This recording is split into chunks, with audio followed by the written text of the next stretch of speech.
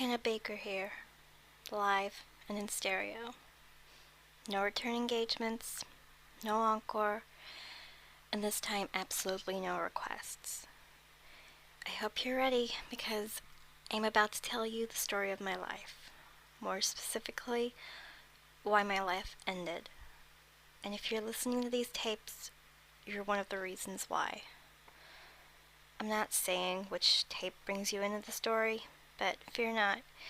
If you receive this lovely little box, your name will pop up. I promise. Now, why would a dead girl lie? Hey, that sounds like a joke. Why would a dead girl lie? Answer: because she can't stand up. Go ahead, laugh. Oh well, I thought it was funny. The rules are simple. There are only two. Rule number 1, you listen. Rule number 2, you pass it on. Hopefully, neither one will be easy for you. When you're done listening to all 13 sides, because there are 13 sides to every story, rewind the tapes, put them back in the box, and pass them on to whoever follows your little tale. And you, lucky number 13, you can take the tapes straight to hell. Depending on your religion, maybe I'll see you there. In case you're tempted to break the rules, understand that I didn't make a copy of these tapes. Those copies will be released in a very public manner if this package doesn't make it through all of you. This was not a spur-of-the-moment decision. Do not take me for granted. You are being watched. Throughout the tapes, I'll be mentioning several spots around our beloved city for you to visit. I can't force you to go there, but if you'd like a little more insight, head for the stars. Or, if you'd like, just throw the maps away and I'll never know. Or, maybe I will. I'm not actually sure how this whole dead thing works. Who knows? Maybe I'm standing behind you right now. I'm sorry. That wasn't fair. Ready, Mr. Foley? Justin, honey, you were my very first kiss, my very first hand to hold. But you were nothing more than an average guy. And I don't say that to be mean. I don't. There was just something about you that made me need to be your girlfriend. To this day, I don't know exactly what that was, but it was there. And it was amazingly strong. You don't know this, but 2 years ago, when I was a freshman and you were a sophomore, I used to follow you around. For 6th period, I worked in the attendance office, so I knew every one of your classes. I even photocopied your schedule, which I'm sure I still have here somewhere. And when they go through my belongings, they'll probably toss it away, thinking a freshman crush has no relevance. But does it? For me, yes it does. I went back as far as you to find an introduction to my story, and this really is where it begins. When you reach the end of these tapes, Justin, I hope you'll understand your role in all this, because it may seem like a small role now, but it matters. In the end, everything matters. Betrayal. It's one of the worst feelings. I know you didn't mean to let me down. In fact, most of you listening probably had no idea what you were doing, what you were truly doing. School was still 2 months away, and Kat was the only person I knew because she lived right next door. She told me you were all over her the previous year. Not literally all over her, just staring and accidentally bumping into her in the halls. I mean, those were accidents, right? Kat told me that at the end of the school dance, you finally found the nerve to do more than just stare and bump into her. The two of you danced every slow song together, and soon she told me she was going to let you kiss her. Her very first kiss in her life. What an honor. I wanted to see what you looked like, Justin. So we called you from my house and told you to come over. We called from my house because Kat didn't want you to know where she lived. Well, not yet, even though her house was right next door. You were playing ball. I don't know if it was basketball, baseball, or what, but you couldn't come over until later. So we waited. We sat in my front bay window, talking for hours, when all of a sudden, you and one of your friends, "Hi, Zach," came walking up the street. You stepped out of the gutter and planted one foot on the lawn. My dad had the sprinklers running all morning, so the grass was wet, and your foot slid forward, sending you into a split. Zach had been staring at the window, trying to get a better view of Kat's new friend, yours truly, and he tripped over you, landing beside you on the curb. You pushed him off and stood up. Then he stood up, and you both looked at each other, not sure what to do. And your decision? You ran back down the street while Kat and I laughed like crazy in the window. Kat moved away before the start of school, and I fell in love with the boy she left behind. And it wasn't long until the boy started showing an interest in me, which might have something to do with the fact that I seemed to always be around. We didn't share any classes, but our classrooms for periods 1, 4, and 5 were at least close to each other. Okay, so period 5 was a stretch, and sometimes I wouldn't get there until after you'd left, but periods 1 and 4 were at least in the same hall. After a while, I managed to say hello, and a little while later, you managed to say it back. Then, one day, I walked by you without saying a word. I knew you couldn't handle that, and it led to our very first multi-word conversation. "Hey," you said, "aren't you going to say hello?" I smiled, took a breath, then turned around. "Why should I?" "Because you always say hello." I asked why you thought you were such an expert in me. I said you probably didn't know anything about me. Earlier, when I asked my mom how to get a boy's attention, she said, "Play hard to get." So that's what I was doing, and sure enough, it worked.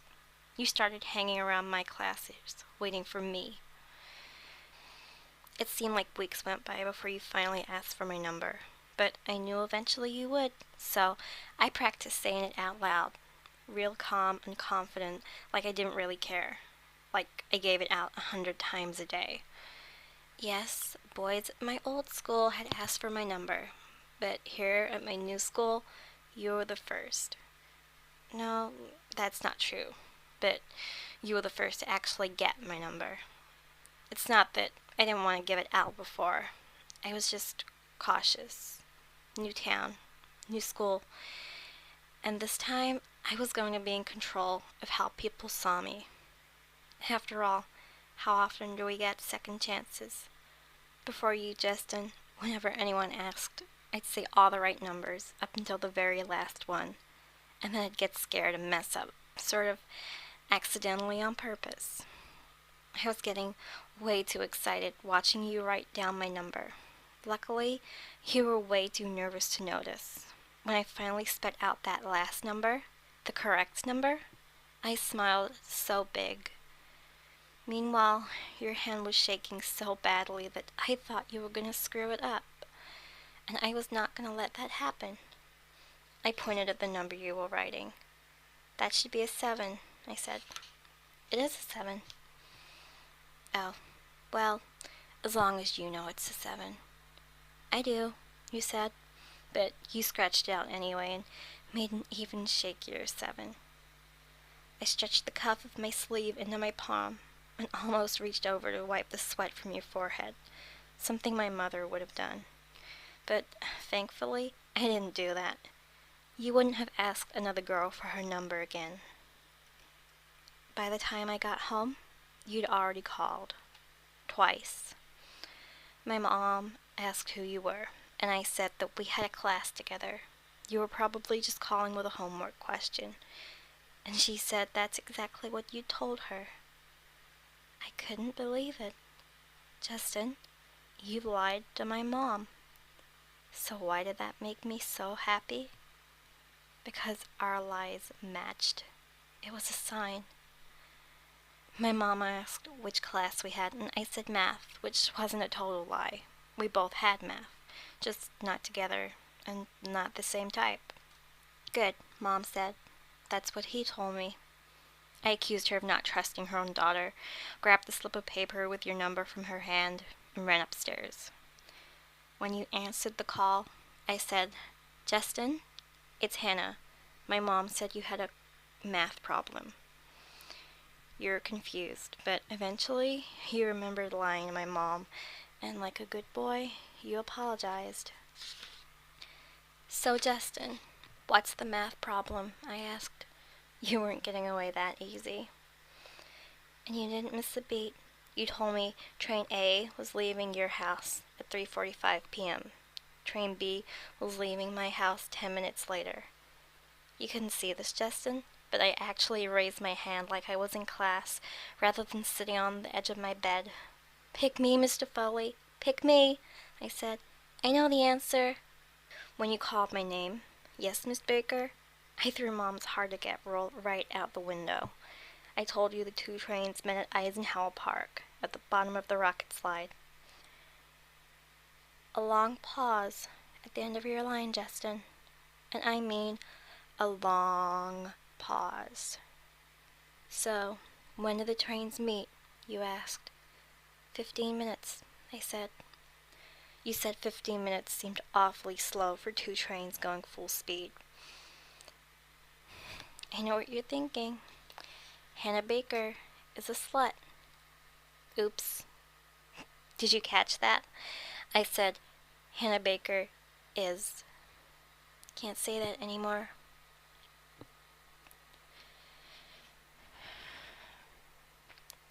Wrong. Hanna Baker is not and never was a slut. Which begs the question, what have you heard? I simply wanted a kiss. I was a freshman girl who had never been kissed. Never. But I liked a boy, he liked me, and I was going to kiss him. That's the story. That's the whole story. Right there. The few nights leading up to our meeting at the park, I'd had the same dream. Exactly the same. From beginning to end. And for your listening pleasure, here it is. But first, a little background. My old town had a park similar to Eisenhower Park in one way. They both had that rocket ship. I'm sure it was made by the same company because they looked identical. A red nose points to the sky, metal bars run down from the nose, all the way down to green fins holding the ship off the ground. Between the nose and the fins are 3 platforms, connected by 3 ladders. On the top level is a steering wheel. On the middle level is a slide which leads down to the playground. On many nights leading up to my first day of school here, I climbed to the top of the rocket and let my head fall back against the steering wheel. The night breeze blowing through the bars calmed me. Just close my eyes and think of home. I think that's the reason in my dreams my first kiss took place at the rocket ship. It reminded me of innocence, and I wanted my first kiss to be just that, innocent. So back to my dreams, which started the day you began waiting outside my classroom door, the day I knew you liked me. The dream starts with me at the top of the rocket, holding on to the steering wheel. It's still a playground rocket, not a real one, but every time I turn the wheel to the left, the trees in the park lift up their roots and sidestep it to the left. When I turn the wheel to the right, they sidestep it to the right. Then I hear you calling me from the ground. Hanna, Hanna, stop playing with the trees and come down and see me. So I leave the steering wheel and climb through the hole in the top platform. But when I reach the next platform, my feet have grown so huge they won't fit through the hole. I poke my head through the bars and shout, my feet are too big. Do you still want me to come down? I love big feet, you shout back. Come down the slide and see me. I'll catch you. So I sit on the slide and pushed off. But the wind resistance on my feet makes me go so slow. And the time it takes me to reach the bottom of the slide, I've noticed that your feet are extremely small, almost non-existent. You walk to the edge of the slide with your arms out, ready to catch me. And wouldn't you know it, when I jump off, my huge feet don't step on your little. See, we were made for each other, you say. Then you lean in and kiss me. Your lips get closer and closer, and I wake up. Every night for a week, I woke up in the exact same, about to be kissed spot. But now, Justin, I would be finally meeting you at that park, at the bottom of that slide. And damn it, you were gonna kiss the hell out of me, whether you liked it or not. I told you to meet me there in 15 minutes. Of course, I only said that to make sure I got there before you. By the time you walked into the park, I wanted to be inside that rocket and all the way up, just like in my dreams. And that's how it happened, minus the dancing trees and funky feet. From my viewpoint at the top of the rocket, I saw you come in at the far end of the park. You check your watch every few steps and walk over to the slide, looking around, but never saw me. So I spun the steering wheel as hard as I could to make it rattle. You took a step back, looked up, and called my name. But don't worry, even though I wanted to live out my dream, I didn't expect you to know every single line and tell me to stop playing with the trees and come down. Be right down, I said. But you told me to stop. You'd climb up to where I was. So I shouted back, no, let me take the slide. Then you repeated those magical, dreamlike words. I'll catch you. I couldn't help smiling as I climbed down the top ladder.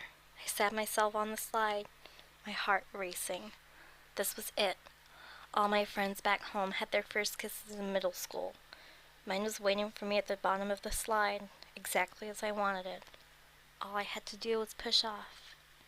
And I did. I know it didn't really happen like that, but when I look back, it all happens in slow motion.